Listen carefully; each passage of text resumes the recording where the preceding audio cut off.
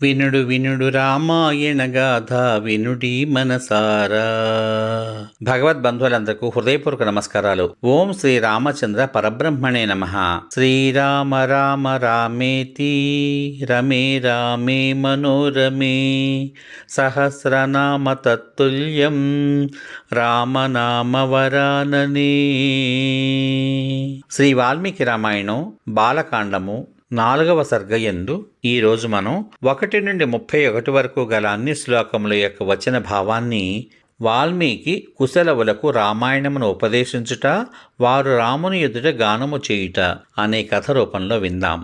ఋషి అవడం చేత కావ్యం చెయ్యడానికి సమర్థుడైన వాల్మీకి రాముడు రాజ్యాన్ని పాలిస్తున్న కాలాన్నే అతని చరిత్రనంతటినీ కూడా విచిత్రములైన శబ్దాలతో రచించాడు. వాల్మీకి మహర్షి రామాయణాన్ని 7 కాండములలో 600 సర్గలలో 24,000 శ్లోకాలలో రచించాడు. ఈ విధంగా రామ పట్టాభిషేకానంతరం జరిగిన కథతో కూడా అశ్వమేధానంతరం జరిగిన కథతోటి రామాయణాన్ని రచించి దీనిని యుక్త రీతిలో పఠింపగలవారు ఎవరున్నారా అని ఆలోచించాడు. వాల్మీకి మహర్షి ఈ విధంగా ఆలోచిస్తూ ఉండగా మునివేషధారులైన గాయకులకు కుశలవులు వచ్చి ఆయనకు పాదప్రణామం చేశారు. వాల్మీకి మహర్షి ధర్మజ్ఞులు, కీర్తిమంతులు, మధుర స్వరవంతులు, ఆశ్రమ నివాసులు, సోదరులు, గాయకులు అయిన కుశలవులను చూశాడు. సాంగ వేదాధ్యయనం చేసిన వారు, మేధావంతులు అయిన ఇరువురిని చూసి వాల్మీకి తాను వేదార్థమునకు పరిపుష్టి చేకూర్చడానికై రచించిన రామాయణాన్ని వారికి ఉపదేశించాడు. వాల్మీకి ఆ కావ్యాన్ని రామాయణము, సీతాచరితము, పౌలస్త్య వధము అనే పేర్లతో రచించి ఉన్నారు. కుశలవులు ఆ కావ్యాన్ని చక్కగా గానం చేశారు. ఆ కావ్యంలో చదవదగిన అంశాలు అన్నీ కూడా అంటే సాహిత్యము, గానం చేసే అంశాలన్నీ కూడా అంటే సంగీతము కూడా మధురంగా ఉన్నవట. అనగా ఆ కావ్యంలోని భాష, అర్థము వంటి విషయాలన్నీ కూడా ఎంతో మధురంగా ఉన్నాయి. ఇది గానమునకు కూడా అనువుగా ఉండడం చేత దీని గానం కూడా మధురంగానే ఉన్నదట.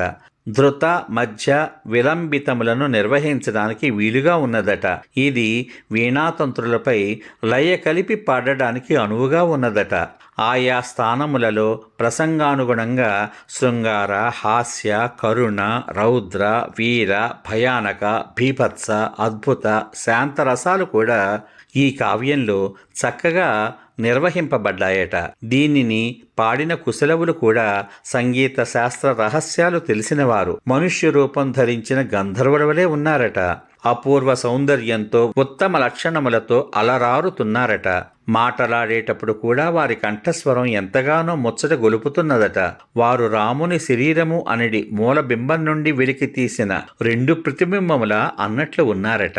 ఆ రాకుమారులు ధర్మ ప్రతిపాదకమైన ఆ ఉత్తమ కావ్యాన్ని పూర్తిగా కంఠస్థం చేసుకొని దానిని ఎలా గానం చెయ్యాలో ఆ రహస్యాలన్నీ కూడా బాగా తెలుసుకుని సావధాన చిత్తులై ఋషులు, ద్విజులు, సత్పురుషులు మొదలైన వారి సమావేశాలలో ఎవ్వరూనూ తప్పు పట్టడానికి వీలు కాని విధంగా గానం చేశారు. ఒకనాడు పవిత్ర హృదయులకు కొందరు ఋషీశ్వరులు కలిసి ఒక చోట కూర్చుని ఉండగా కుశలవులు వారి ఎదుట ఈ కావ్యాన్ని గానం చేశారు. వారి కావ్యగానాన్ని విన్న మునులందరూ కూడా మిక్కిలి ఆశ్చర్యం చెంది ఆనంద బాష్పాలు రాల్చుతూ బాగు అని వారిని మెచ్చుకున్నారు. గానం చేస్తున్న కుశలవులను ఆ మునులందరూ సంతోషించిన హృదయాలతో ఎంతగానో ప్రశంసించారు. గీతము చాలా మధురంగా ఉంది, శ్లోకాలు ఇంకా మధురంగా ఉన్నాయి. పూర్వమేనాడో జరిగిన కథ కండ్లకు కట్టినట్టు వర్ణించబడింది. వారిద్దరును కంఠములు చక్కగా కలిపి భావావేశంతోనూ మధురంగాను మనోహరంగాను షడ్యాది స్వరములు చెడకుండా పాడారు. మహాతపస్సాలురగు ఆ మహాత్ములు ఈ విధంగా కొనియాడగా కుశలవులు అతి మధురంగాను మనోహరంగాను గానం చేశారు. ఒకానొక మహర్షి సంతోషించిన వాడే లేచి వారికి ఒక కలశాన్ని బహూకరించాడు. మరొక మహర్షి సంతసించి నారచీరలను బహూకరించాడు. వాల్మీకి రచించిన ఈ రామాయణం చాలా ఆశ్చర్యకరమైనది, రాబోయే కవులందరకు ఆధారమైనది. క్రమం ప్రకారం పూర్తి చేయబడినది. ఆయుష్ వృద్ధి పొందించేది, పుష్టిని కలిగించేది, అందరి చెవులకు ఇంపుగా ఉండేది ఆ గీతము చక్కగా పాడుతున్న ఆ కుశలవులను అందరూ ప్రశంసిస్తున్నారు. వారు వీధుల యందు, రాజమార్గాల యందు, ఇతర ప్రదేశాలందు గానం చేస్తుండగా ఒకనాడు రాముడు వారిని చూచాడు. గౌరవార్హులైన ఆ కుశలవులను తన మందిరానికి రప్పించి గౌరవించాడు. రాముడు దివ్యమైన స్వర్ణ సింహాసనాన్ని అలంకరించి ఉన్నాడు. మంత్రులు, సోదరులు సమీపంలో కూర్చుని ఉన్నారు. మంచి రూపంతో ప్రకాశిస్తున్న కుశలవులను చూసి రాముడు భర్త లక్ష్మణ శత్రుఘ్నులతో, వీరిద్దరూ దేవతల వంటి తేజస్సు గలవారు. వీరు పాడనున్న ఆఖ్యానము విచిత్రమైన పదములను, అర్థాలను కలిగి ఉన్నది. ఈ ఆఖ్యానమును శ్రద్ధగా వినండి అని పలికి కుశలవులను పాడండి అని నియోగించాడు. ఆ కుశలవులు మధురంగాను రాగయుక్తంగాను గానం చేశారు. వారి కంఠధ్వని చాలా చక్కగా దీర్ఘంగా ఉన్నది. వారి పాట వీణాతంత్రుల లయకు సరిపడి ఉన్నది.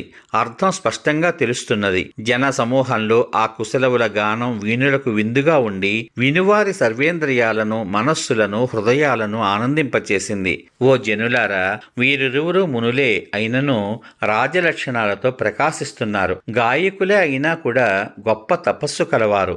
వీరు గానం చేస్తున్న సీతాచరితం నాకు కూడా ఊరట కలిగిస్తోంది. అందుచేత ఎంతో శ్రేయస్కరం.